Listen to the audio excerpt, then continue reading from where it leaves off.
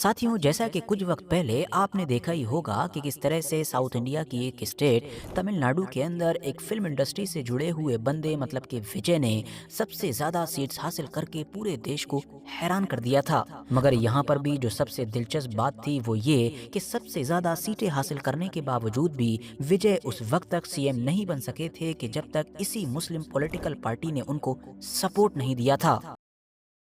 वक्त गुजरा और साल आया 1947 का, जब भारत देश को आज़ादी मिली, मगर साथ ही भारत का पार्टीशन भी हो गया।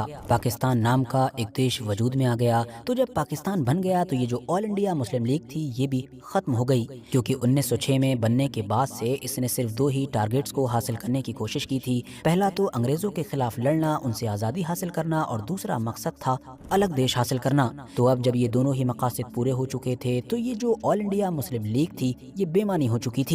आज़ादी के बाद फिर ये देखा गया कि पाकिस्तान के अंदर जो कुछ बड़े और पुराने लीडर्स थे उन्होंने वहाँ पर भी एक नई मुस्लिम लीग की बुनियाद रखी, जिसको नाम दिया गया पाकिस्तान मुस्लिम लीग। मगर वो ज़्यादा वक्त तक सही तौर पर एग्जिस्ट ना कर सकी और टूट गई, और फिर उसमें से कई अलग अलग शाखाएं निकल गईं। दूसरी तरफ इसी दौर में ही साउथ इंडिया के इलाके में, ख़ास तौर से जो मद्रास का पूरा इलाका था, वहाँ पर भी एक बहुत ही बड़े और मशहूर मुस्लिम लीडर हुआ करते थे जो कभी ऑल इंडिया मुस्लिम लीग का भी हिस्सा रहे थे, और इनका नाम था एम मोहम्मद इस्माइल। इन्होंने 1948 में साउथ इंडिया की जो मुस्लिम पॉपुलेशन थी, जो जाहिर सी बात है एक बहुत बड़ी पॉपुलेशन थी, उसके लिए अपनी पार्टी बनाने का फैसला किया, और इस पार्टी को नाम दिया गया IUML, मतलब कि इंडियन यूनियन मुस्लिम लीग। और इस तरह से आज से लगभग 78 साल पहले वो पार्टी वजूद में आई कि जिसकी चर्चाएं आज की डेट में पूरे भारत के अंदर हैं। खास बात यह है कि इस पार्टी ने बनते ही मतलब बिल्कुल शुरुआती दौर से ही साउथ के इलाके में अपनी पकड़ मजबूत करनी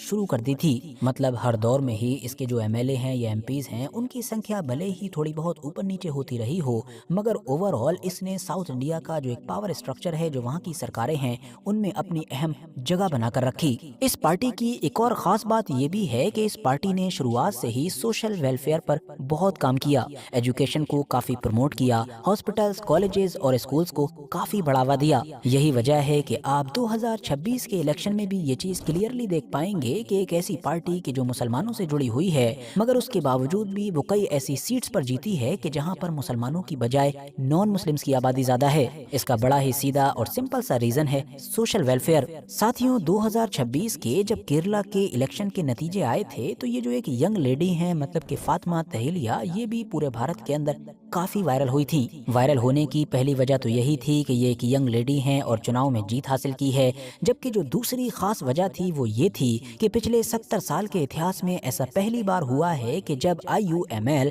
मतलब कि इंडियन यूनियन मुस्लिम लीग पार्टी की तरफ से एक महिला उम्मीदवार जीती है। जी हाँ, इससे पहले इस पार्टी की तरफ से अभी तक कोई भी महिला चुनाव नहीं जीती थी। तो दोस्तों, ये थी भारत की सबसे बड़ी और सबसे ताकतवर मुस्लिम पॉलिटिकल पार्टी की कहानी। बाकी अगर ये वीडियो आपको इन्फॉर्मेटिव लगी हो तो लाइक करने के साथ साथ दोस्तों के साथ जरूर शेयर करें, और हाँ, जाते जाते चैनल को भी जरूर सब्सक्राइब करें।